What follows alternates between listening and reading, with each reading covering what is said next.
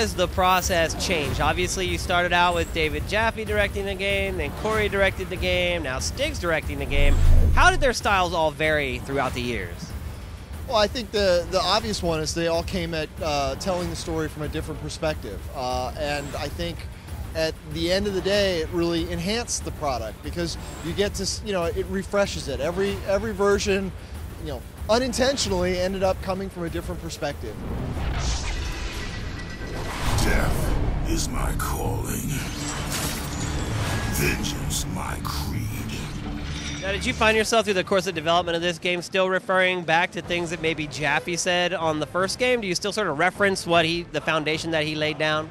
Well, absolutely. I think, and we referenced a lot of some of the things Corey laid down, and some of the things that some of the senior combat guys on 1 and 2 laid down. So there's definitely some core rules that we as a team always want to follow, and they're important because it's what gives us a level of consistency. It was also make sure that we don't get become too much of a parody of ourselves. Now, since this is the third iteration of the game, when you're coming in to develop this, what was sort of your biggest fear working on the third one? Topping the second one.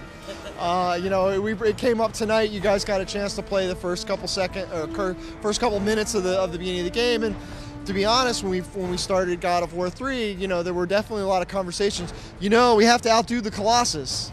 And that came up a lot, and it was never really always a "oh, you're right" kind of reaction, because how do you outdo that?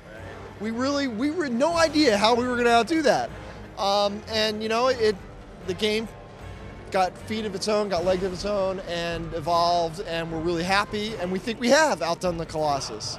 Now, this is the first God of War on the new hardware on the PlayStation 3. What has the hardware allowed you to do with this game that you couldn't do with the prior games? First is the Titans. You saw a little bit of the Titans tonight. There's a lot more in the case of the game. Moving interactive levels that are living, breathing things where it's not possible in the previous game. Another thing that we've been able to do is the level of resolution of the graphics is really, really increased. I mean, if you look behind me, the character you see on the screen, that's our in-game character. And the resolution is, we can get that close and it looks that good. That's allowed us to do almost all of our cinematics and all of our in-game storytelling, all using in-game hardware, in-game rendering techniques. And by doing that, it's a much more interactive experience. How much concern was there among the team that the third game may end up being too similar to the first two games? And what did you guys do to make sure that didn't happen?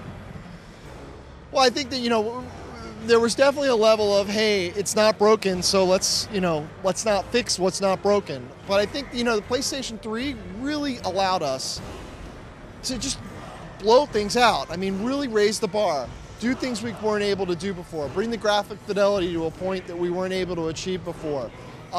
Push the limits of the technology with the Titan technology and skin technology where you're climbing on moving animated objects.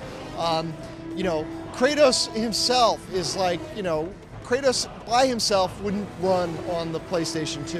And, much like if you compared, a first generation PlayStation 2 game to God of War 2, the difference is just, night and day. Well, I'm sure first generation PlayStation 3 and then what the next couple years hold, it's going to be night and day. I can't wait to see what, if this is where we're at now, where we're going to be in a few years.